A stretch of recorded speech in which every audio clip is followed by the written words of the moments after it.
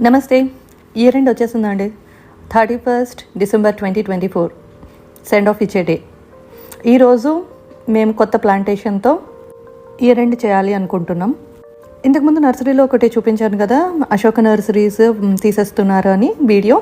ఆ వీడియోలో అప్పుడు తీయడానికి వెళ్ళినప్పుడు తీసుకున్న ప్లాంట్స్ అండి ఇవి. దానిమ్మ మొక్క ఇది 100 రూపీస్ చెప్పారు. మేము రెగ్యులర్గా ఫ్రూట్స్ 1 or 2 ప్లాంట్స్ అలా తీసుకోవాలనుకుంటే ఆ నర్సరీస్లోనే తీసుకుంటాము. ప్లాంటేషన్ చేయాలనుకున్న ప్లేసెస్ని డిసైడ్ అయ్యి ముందే గుంతలు తీసి పెట్టుకున్నామండి. మా హస్బెండే చేస్తారు ఈ పని అంతాని. ముందే ఒక రోజు ముందు 2 days ముందు తీసి గుంతలు పెట్టేసి తర్వాత అందులో ఎరువు వేసి పెట్టారు.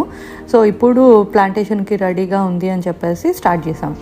హ్యాండ్ పంప్ మా గార్డెన్కి హార్ట్ అండి. మా జర్నీ దీంతోటే స్టార్ట్ చేసాం. ప్లాంటేషన్ చేయగానే వెంటనే వాటరింగ్ అయితే కంపల్సరీ చేయాలండి. ఇది సీతాఫల్ ప్లాంట్ అండి. ఇది కూడా అదే నర్సరీ నుంచి తీసుకున్నాము. ఇది కూడా 100 రూపీసే చెప్పాడు. మామూలుగా అయితే మేబీ 80 రూపీస్కి ఇవ్వచ్చు. ముందు ఆల్రెడీ వేసాం సీతాఫలం, బట్ మళ్ళీ కొత్త మొక్క తెచ్చి వేస్తున్నాం. ఈ ప్లేస్లోనే యాక్చువల్గా 2-3 ప్లాంట్స్ 2 to 3 times వేసాము. ఉసిరి అలాంటివన్నీ వేసాము.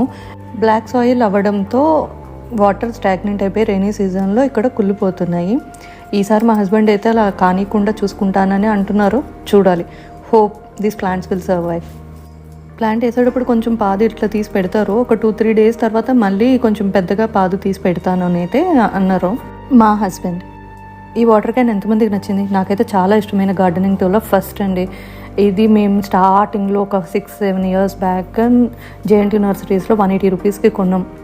కావాలన్నా ఇలాంటివి దొరకట్లేదు ఆ కాస్ట్లో.